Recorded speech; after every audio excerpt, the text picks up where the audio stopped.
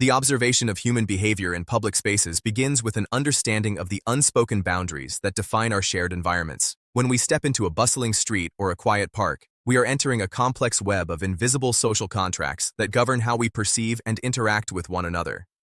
A man sitting on a bench is not merely occupying physical space.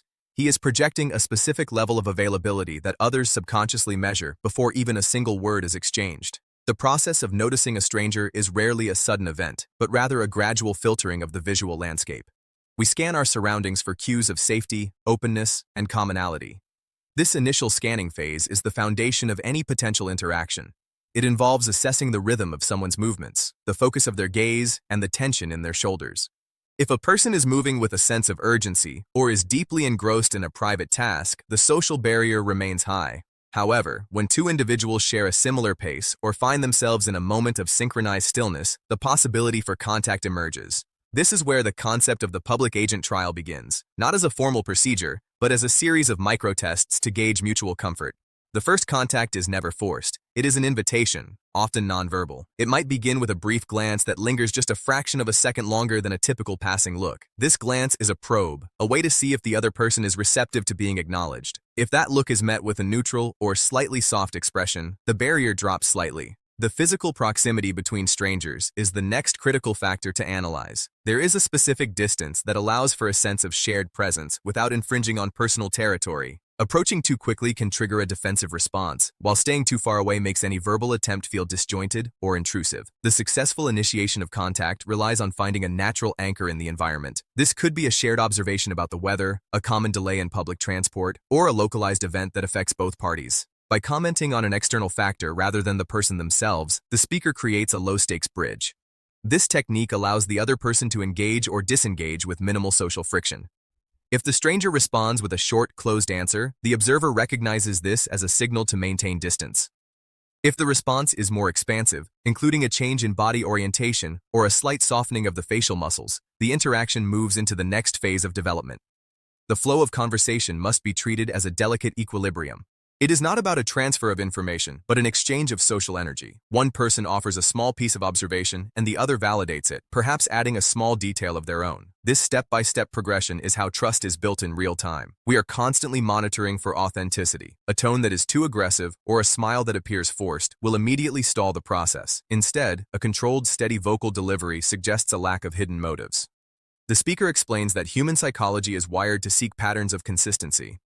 When the stranger's verbal output matches their nonverbal cues, a sense of predictability is established.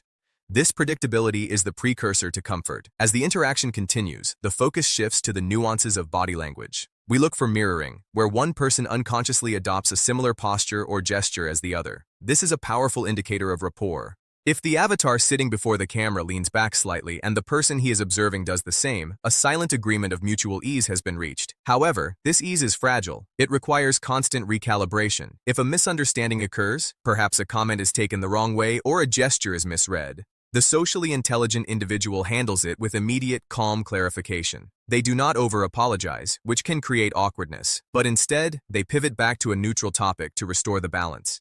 This shows a high level of emotional intelligence and social awareness. The ability to read these shifts is what separates a successful interaction from an intrusive one. The observer notes that timing is everything. There are moments when the silence between sentences is just as important as the words themselves. These pauses allow the other person to process the interaction and decide if they want to contribute more. Rushing to fill every gap suggests anxiety or a desire to control the situation, both of which are detrimental to forming a genuine connection. Instead, the observer remains patient. He watches how the stranger's eyes move, noticing if they are looking for an exit or if they are genuinely present in the moment. Public spaces are unique because they provide a backdrop of anonymity that can be either a shield or a starting point. Breaking that anonymity requires a subtle shift from being a background figure to being a recognized individual. This transition is managed through small disclosures. One might mention a personal preference or a minor detail about their day. These are not deep secrets, but small offers of personality. If the stranger returns the gesture with their own small disclosure, the friendship, however brief, begins to take root. The speaker emphasizes that this process is universal, yet deeply influenced by the specific context of the environment. A crowded station requires different social maneuvers than a quiet library. In a high-energy setting, interactions must be quicker and more direct, whereas in a slow-paced environment, the buildup of comfort can take much longer. Throughout this analysis, the avatar maintains a serious, investigative tone because these social mechanics are the invisible infrastructure of society. Understanding them allows for a more harmonious public existence. He points out that the most successful connectors are those who are most observant. They see the micro-expressions, the slight twitch of a lip, the narrowing of the eyes, the way someone shifts their weight, and they adjust their own behavior accordingly. It is a dance of constant feedback loops. Every reaction from the stranger is a data point that informs the next move. If the stranger shows a sign of hesitation, the skilled observer will immediately de-escalate, perhaps by physically creating more space or shifting the topic to something even more neutral. This respect for boundaries is, ironically, what often makes the stranger feel safe enough to lower them. The speaker continues to break down the mechanics of the trial period. This is the window of time, usually the first few minutes, where both parties are subconsciously deciding if the interaction is worth continuing. During this time, the brain is processing a vast amount of information about the other person's social status, intent, and emotional state.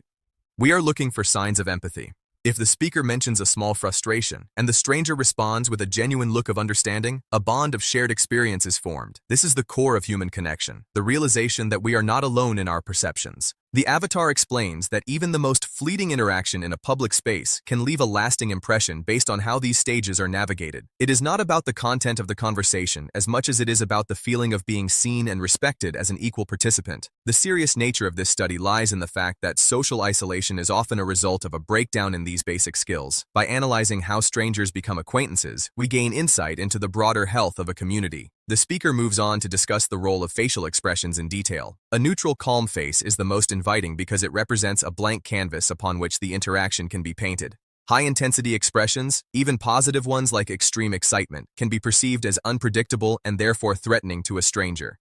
Stability is the most valued trait in an initial public encounter. The speaker describes how a steady gaze, which occasionally breaks away to look at the surrounding environment, communicates that the observer is grounded and not hyper-focused on the stranger in an unsettling way. This balance of attention is crucial. It shows interest without pressure. As the script progresses, the narration dives deeper into the concept of social awareness. This involves understanding the cultural and situational norms that dictate what is appropriate. A public agent, in this observational sense, is someone who can navigate these norms with fluidity. They know when to speak and, more importantly, when to remain silent. They understand that a conversation in a public space is a temporary gift of time and attention, and they treat it as such.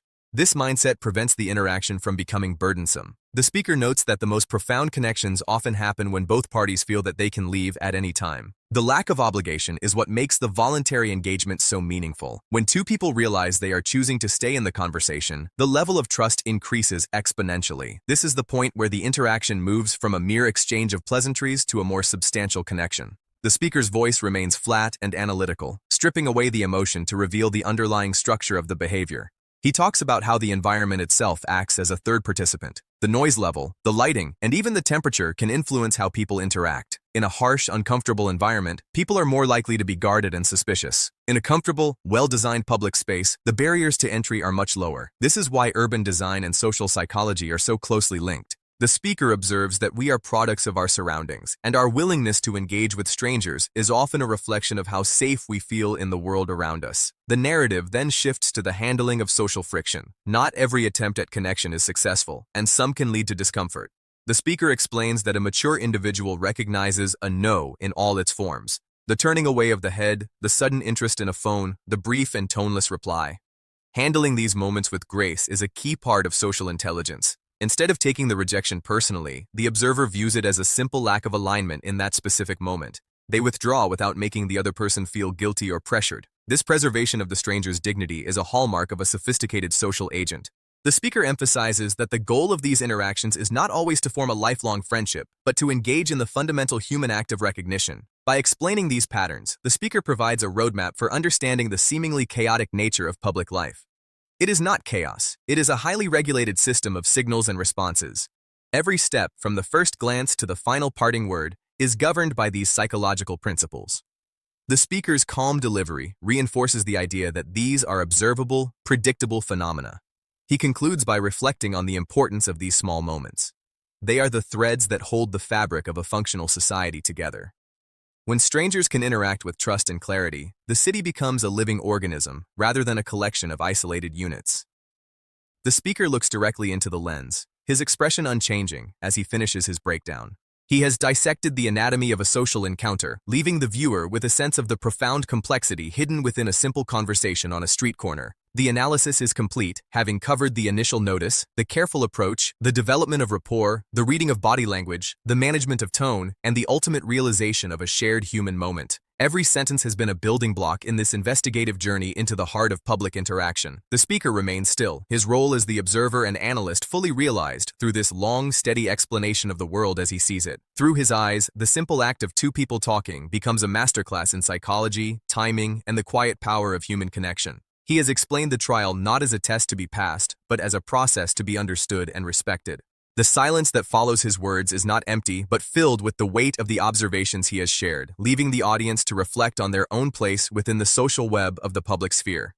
The final thoughts dwell on the concept of emotional resonance, where the tone of one person's voice begins to align with the frequency of the others, creating a harmonic social state. This is the peak of the public interaction, where the two individuals are briefly in sync before moving back into their separate lives. It is a fleeting but essential part of the human experience, grounded in the reality of our shared existence in the spaces between where we start and where we are going. The speaker's controlled demeanor throughout the entire narration serves as a model for the very behavior he describes, calm, observant, and deeply aware of the impact of his presence. His words have served as a bridge between the abstract theory of psychology and the concrete reality of the street. The script ends as it began, with a single man, a camera, and a serious commitment to understanding the subtle forces that bring us together.